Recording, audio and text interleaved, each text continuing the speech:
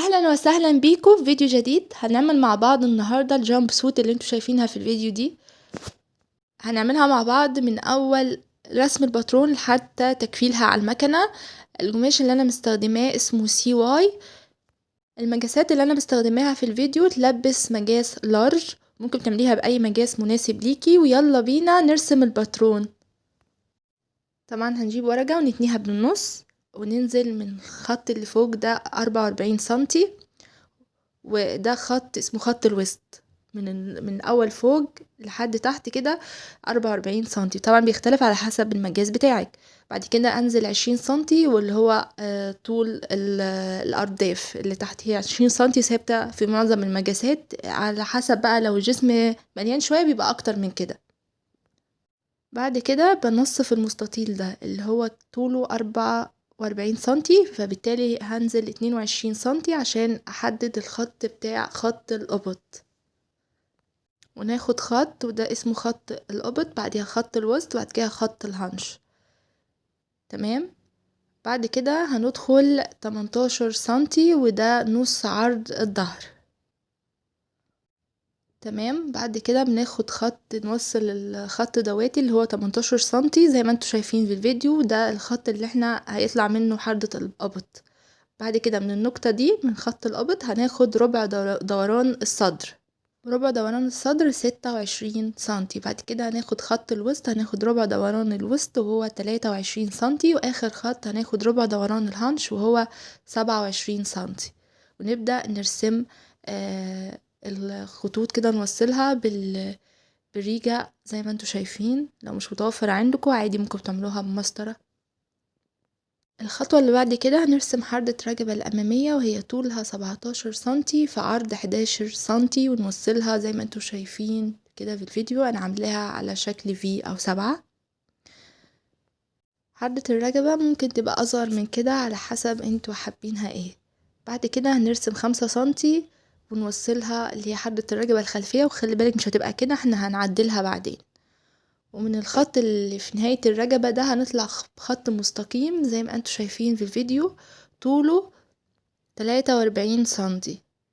زي ما انتوا شايفين انا بحط المسطرة كده زي ما واضح في الفيديو، امدها على الاخر واخد 43 سنتي. وبعد كده هنزل من النقطة دي بعد ما حددت 43 سنتي، من النقطة دي هنزل مقدار الوسع الكم وهو 25 سنتي. تمام. بعد كده هبدأ أنصف الخط اللي هو من حردة القبط لحد الوسط، بنصفه باخده بالنص زي ما انتوا شايفين. وأوصل النقطة اللي أنا عملتها دي بحردة سوري أسفة بالكم بالريجة زي ما انتوا شايفين في الفيديو كده. أنا نصفت الخط ده اللي بين حردة القبط وبين خط الوسط، بنصفه بالنص وابدا اوصله بالكم وبالريجة كده زي ما انتوا شايفين. وطبعا احنا بنعمل التصميم اللي في الفيديو ده فانتي عايزه تغيري في الشكل عادي خالص او تغيري في المقاسات عادي. بعد كده هنرسم البنسة، وانتي ممكن تعمليها من غير بنس عادي خالص. بس احنا نعملها بنس. هندخل من خط نص في الباترون، هندخل 9.5 سنتي. وايه هو 9.5 سنتي ده المسافة بين نقطتين الصدر بناخد نصها. ومن الخط اللي فوق من اول خط في الباترون بننزل طول الصدر، وبعد كده بننزل 2 سنتي من تحتيه ونوصلها بالبنسة. البنسة عرضها باخد 1.5 سنتي من كل ناحية وبوصلهم بالنقطة اللي فوق زي ما انتوا شايفين كده في الفيديو. 1.5 دي مش ثابتة على حسب الباترون بتاعك. احنا بنطرح ربع الصدر ناقص ربع الوسط فيديني 3 سنتي، فباخد 1.5 على ايه على اطراف البنسة. بعد كده هننزل مقدار من خط الوسط هنزل 3 سنتي. بعد كده من خط القبط هننزل 6 سنتي. والناحية التانية الناحية الجزء التاني ده بطلع من الخط اللي انا رسمته 8 سنتي. من الخط اللي هو على بعد 3 سنتي من خط الوسط بطلع منه 8 سنتي واوصلهم زي ما انتوا شايفين، لان السلوبيتا في جزء كده بيضاوي عند تحت خط القبط بشوية زي ما انتوا شايفين كده. احنا رسمنا الجزء البيضاوي اللي فوق ده. بعد كده هوصل النقطة اللي هي على بعد 8 سنتي بالكم بدوران زي ما انتوا شايفين كده. واحنا كده خلصنا باترون الجزء الامامي. نبدأ نقصه ونشرحه في الفيديو زي ما انتوا شايفين. الجزء ده انا مش هينفع اشرحه، هو واضح ان احنا بنقص عادي الزيادات وبنحاول نطلع الباترون. تمام. احنا الباترون ده بنقصه دايما على مزوج الورقة، بنقصها نرسم عليها الباترون وهي مزوج، يعني نطبقها على بعض عشان نطلع الامام والخلف مع بعض. تمام. الجزء ده بقى احنا مش هينفع نسيب البنس زي ما انتوا شايفين كده بالفيديو. مش هينفع ان انا اجص كده والبنس موجودة واروح عاملاها، تبقى شكلها مش حلو. فهندخل من سنتر البنسة نص سنتي من كل طرف، واوصلها بالواحد ونص اللي انا عاملاها تحت كده زي ما انتوا شايفين في الفيديو. الجزء ده طبعا هنقصه. هنشيل طبعا الجزء ده بالمقص زي ما انتوا شايفين كده، وهنجيب ورقة تاني ونلزج عليها الباترون اللي احنا عملناه كده. الجزء ده طبعا مش محتاج شرح، هو يتشاف اكتر. انتي ممكن تعملي نفس القصة دي بدل ما هي جامب سوت، ممكن تعمليها فستان، ممكن تعمليها بلوزة فعادي. بس انا حبيت ان انا اعمل الشكل ده. بعد كده ببدأ بعد ما لزجتهم في بعض ببدأ اسويه من فوق كده واقصه بالمقص زي ما انتوا شايفين. طبعا الجزء ده زيادة من الباترون، فانا بشيله منها. يعني بشوف هنا المسافة بين الخطين اللي انا لازقاهم جنب بعض كام، وهبدأ اشيلها من الجنب لان انا عاملة حساب البنس وانا برسم الباترون. ويفضل ان انتي ما ترسميش خالص بنس وتريحي نفسك من الخطوة دي. تمام. انا كده قصيت او شلت الجزء اللي خاص بالبنس. بعد كده هبدأ طبعا الجزء اللي فوق اللي تحت الجزء البيضاوي ده فيه كسرات. طب اعملها ازاي؟ هاخد بقى 6 سنتي، يعني همشي من الخط ده 6 سنتي، بعد كده 6 سنتي، بعد كده 6 سنتي، لان هما 3 كسرات. وابدأ اوصلهم بالخط اللي هو عند الكم. خلي بالنا واحنا بنرسم لحسن ايه نتلخبط. انا بوصل الجزء ده بالخط بتاع الكم من فوق عشان انتوا ممكن تتلخبطوا وانتوا بتقصوا. خلي بالكوا ان انا الجزء اللي تحت ده بوصله بايه باللي فوق، هو على بعد 6 سنتي. بعمل 3 كسرات زي الموجودين في الموديل اللي انا بصممه معاكم. هنبدأ بقى نقص الجزء ده، بس مش هنقصه على الاخر كده، هنسيب حاجة بسيطة بنقصه من تحت لفوق لحد ايه الجزء اللي فوق. ما قصوش على الاخر لان انا بعمل الكسرات من الجزء اللي تحت بس، مش هعمل في فوق. لو انا هعمل فوق عادي ممكن اقصه على الاخر، لكن انا مش هقصه على الاخر عشان عايزة الكسرة من تحت. طبعا المسافة بين كل كسرة وكسرة 8 سنتي، وانتي حرة ممكن تعمليه اكتر من 8 براحتك خالص. تمام. وبكده انا خلصت ايه الجزء الامامي من الباترون. بعد كده هناخد الجزء الخلفي نعمل فيه شوية تعديلات، لأنه نظام الجامب سوت ان من الخلف فيه كروازيه. تمام. ده الجزء الايه الخلفي. خط النص بتاع الباترون بدخل منه 6 سنتي. 6 سنتي ده ثابت، لا على حسب بقى انت كل ما تزودي المسافة دي كل ما تتغطى من ورا. يعني انت ممكن تعمليها 10 12 على حسب. انا عملتها 6 سنتي لان صاحبتها عايزة كده. تمام. وبكده احنا خلصنا الجزء الايه الخلفي من الباترون. هنبدأ بقى نعمل البنطلون. هنرسم على ورقة مزوج كالعادة، لان البنطلون احنا نرسم الامام والخلف مع بعض عشان ما تلخبطش. ندخل من خط النص بتاع البنطلون ده ربع دوران الهانش. عندي ربع دوران الهانش عندي هنا 27 سنتي. احنا في البنطلون مش بندخل ربع دوران الوسط، لا احنا بندخل ربع دوران الهانش. عامة بنرسم على الهانش. وطبعا طول البنطلون اللي احنا حابينه. انا طول البنطلون هنا 90 سنتي، وبعد كده بننزل مقدار طول الحجر. عندي طول الحجر 29 سنتي. من الخط ده هنطلع حوالي 5 سنتي. طب على اساس ايه بطلع ده؟ خط الحجر الامامي بيكون ربع دوران الباترون ناقص 2 سنتي، يعني 27 على 4 ناقص 2 هيدينا 5 سنتي تقريبا. تمام. وبعد كده هنرسم حردة البنطلون زي ما انتوا شايفين. طبعا بناخد وسع البنطلون من تحت. انا عاملة وسع البنطلون 33 سنتي ووصلتها بخط الحجر زي ما انتوا شايفين. احنا كده خلصنا الباترون البنطلون بتاع الامام. هناخد بقى باترون الخلف. باترون الخلف فيه تعديلات زي ما انتوا شفتوا. انا طلعت 3 سنتي لان الخلف اعلى من الامام بمقدار 3 سنتي هنا. تمام. بعد كده خط الحجر في الامام انا خليته او اطول. كان في الامام طلعنا 5، الخلف هنطلع 9. وطبعا بنوسع من تحت 2 سنتي ونوصل وصلنا كده البنطلون الخلفي زي ما انتوا شايفين. وبعد كده رسمنا حردة البنطلون الخلفية زي ما انتوا شايفين في الفيديو. احنا خلصنا كده الباترون الامام والخلف مع بعض. بنجص طبعا على الخلف وبعد كده بنطلع منه الامام. احنا كده الامام والخلف مع بعض. تمام. احنا راسمينه على خط مزوج. هنجيب بقى نجيب الجزء التاني بنشيل منه 3 سنتي لان 3 سنتي موجودة في الخلف بس. وبنشيل 2 سنتي الوسع من تحت والحردة بنصغرها بنخليها مقدارها 5 ونسيبها 9 في الورقة التانية. واحنا كده خلصنا الباترون. وبكده هنبدأ نجص القماش. هنجيب الباترون نجيب جزء كل جزء هنجصه هنقفله على المكنة عشان ما نتوهش. القماش ده طبعا اسمه سيواي. ممكن تعمليها بأي نوع قماش المهم يبقى خفيف. لأن السلوبيت دي صيفي مش شتوي. تمام. واحنا هناخد بقى الجزء اللي فوق الامامي. الجزء اللي فوق يعني ونبدأ نجصه زي ما انتوا شايفين. وانا بجص الكسرات اخلي بالي ان انا بتنيها وانا بجص. يعني انا مش سايباها مفتوحة كده وبجص، لا انا بعد ما احط الباترون ببدأ اتنيهم على بعض وابدأ اجص. تمام. وبعد كده لازم اعمل فورت كده في القماش عشان احدد مكان الكسرات بتاعتي عشان ما توهش. وبكده احنا خلصنا الجزء الامامي من الجامب سوت. نبدأ بقى نقفله على المكنة. هبدأ اثبت الكسرات بالدبابيس زي ما انتوا كده شايفين في الفيديو. بحط الكسرة على الخطين الفورتين اللي انا عاملاهم على بعض وابدأ اثبتهم. انا عندي 3 في كل ربع يعني 6 كسرات. تمام.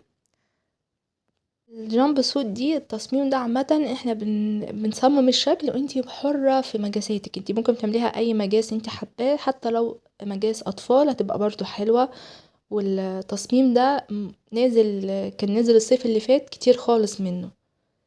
تمام. هبدأ اثبتهم على المكنة زي ما انتوا شايفين الست بنس او 6 سوري الكسرات اللي انا عاملاهم.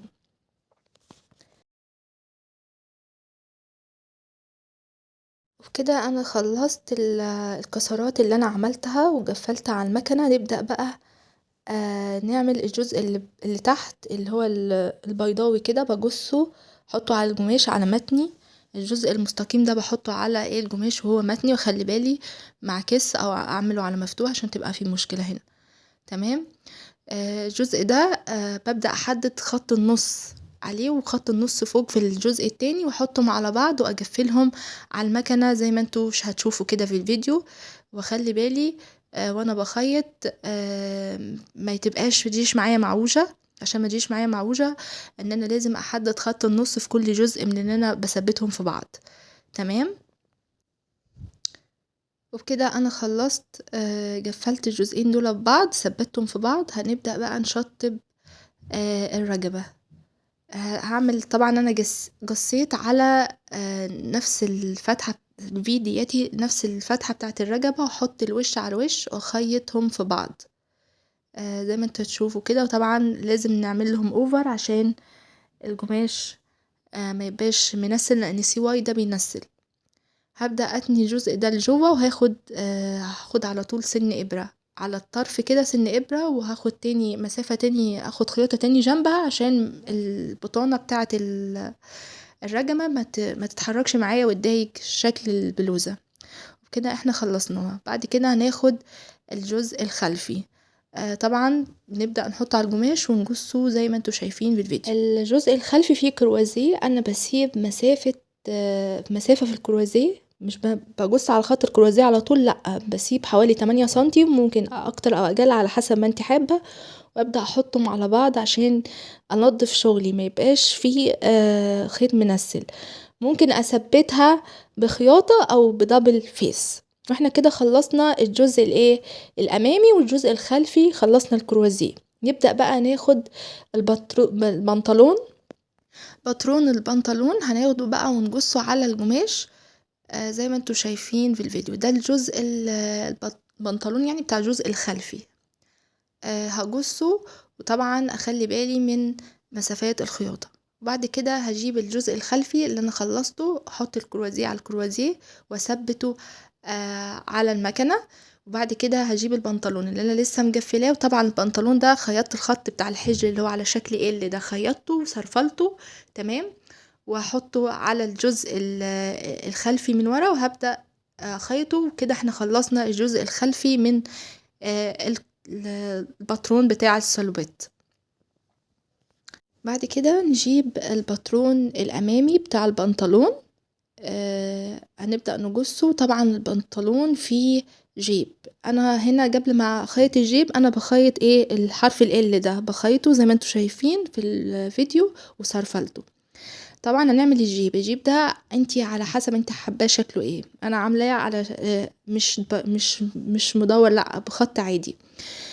طوله بيبقى حوالي 14 سنتي في عرض 7، وانا باخد المسافات دي بعد المسافات الخياطة اللي انا عاملاها عشان ما يصغرش معايا تمام. بجيب قماشة تاني اعملها مزوج، وهبدأ اعمل اللي هي البطانة بتاعت الجيب من تحت، اللي هي هتثبت في الجزء ده. احنا هنشوف في الفيديو دلوقتي قصيت حطيتهم على بعض وقصيتها كده زي ما انتوا شايفين. وطبعا الجزء ده الجيب عموما يعني مش الجزء ده بنعمله مدور من تحت كده، مش بنعمله مستطيل تمام. انا كده خلصت اول جزء من الجيب. هنعمل جزء تاني لان احنا بنقص 4 قطع، 2 منهم على نفس مقاس الجيب او نفس الخط بتاع الجيب، والجزء التاني لا، مش بنقص الجزء المثلث اللي احنا شلناه ده تمام. احنا نجيب جزء تاني ونحط القماشة اللي احنا لسه قصينها عليها، بس مش هناخد مش هنقص الحتة اللي هي 14 سنتي في 7، لا هنسيبها زي ما هي تمام. زي ما انتوا شايفين الجزء اللي تحت اهو انا عاملاه عاملاه بيضاوي. وبكده انا خلصت البطانة بتاعت الجيب. عموما هنبدأ بقى نثبتها في البنطلون. هنجيب البنطلون ونحط وش القماش على وش البطانة اللي انا لسه قصاها من شوية تمام. احطهم على بعض وابدأ اخيطهم، وبعد ما اخيطها على المكنة بتنيها لجوه، وانا بحط القماش بحط الوش على الوش، نخلي بالنا عشان القماش لو منجوش ما يبقاش شاذ او شكله وحش. هنا القماش مش باين له ظهر من وش فعادي. انا حطيت الوش على الوش وبعد كده خيطته وتنيته وخدت سن ابرة زي ما انتوا شايفين. طبعا الخطوة دي بنعملها من الناحيتين. بعد كده هجيب الجزء التاني اللي انا قصيت مرتين، مرة على نفس الباترون بتاع البنطلون ومرة تاني لوحده من غير 14 سنتي. الجزء ده بحطه بقى عليه، الجزء ده بحطه على الجيب زي ما انتوا شايفين، وخيطه حوالين داير زي ما انتوا كده هتشوفوا في الفيديو. يعني الجزء ده مش محتاج برضو ان انا اشرحه، لكن محتاج ان انتوا تشوفوه وتفهموه اكتر من الفيديو.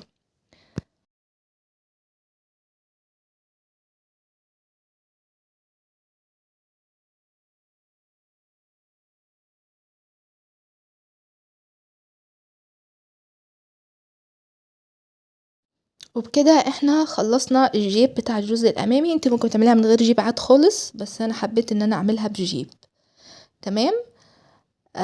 هنبدأ بقى نعمل الخطوة اللي بعد كده، ان احنا بنثبت الجزء الامامي اللي فوق بالجزء الامامي اللي تحت تمام. بعد ما خلصنا الجيب الخطوة اللي بعديها هنجيب الجزء الامامي اللي فوق واثبته بالجزء الامامي بتاع البنطلون من تحت. طبعا لازم احط خط النص على خط النص، نص في الباترون من فوق ونص في الباترون من تحت، واحطهم على بعض بالظبط عشان ما يلوحش معايا. والخطوة الحاجة اللي حابة كمان انوه عليها ان احنا لازم نسيب مسافات خياطة متساوية في كل جنب، ما سيبش من حتة 4 ومن حتة 3، لا، نسيب مسافات خياطة متساوية في كل جزء من الباترون كمان، عشان لو حبيت ان انا اوسع في يوم من الايام يبقى انا سايبة مسافة. تمام. اخر خطوة معايا ان انا هجيب الجزء الامامي والجزء الخلفي احطهم على بعض، احط خط الكتف على خط الكتف وخط الجنب على خط الجنب، وابدأ اخيطه اثبتهم مع بعض. وطبعا هنا مفيش كم، فالكم منه فيه، فابدأ اخيطهم مع بعض كده، او اثبتهم الاول بدبابيس واخيطهم. وبكده انا خلصت الجزء ده. الخطوة اللي بعد كده طبعا في من الخلف في شريط هنبدأ نعمله مع بعض بطريقة سهلة. هجيب قماشة اي عرض انا حباه. انا جبت 6 سنتي، وهجيب ده خيط بتاع الشنط اسمه خيط مكرمية، ببدأ احطه زي ما انتوا شايفين في نص القماشة، وهبدأ اثبته من فوق. تمام. وبعد ما اثبته من فوق هقول لكم بعد كده الخطوة اللي بعد كده. بعد ما ثبته من فوق ببدأ احط ال الخيط في النص كده، نص القماش، وابدأ اخيط المسافة اللي انا حباها او الحجم اللي انا حباه زي ما انتوا شايفين كده في الفيديو.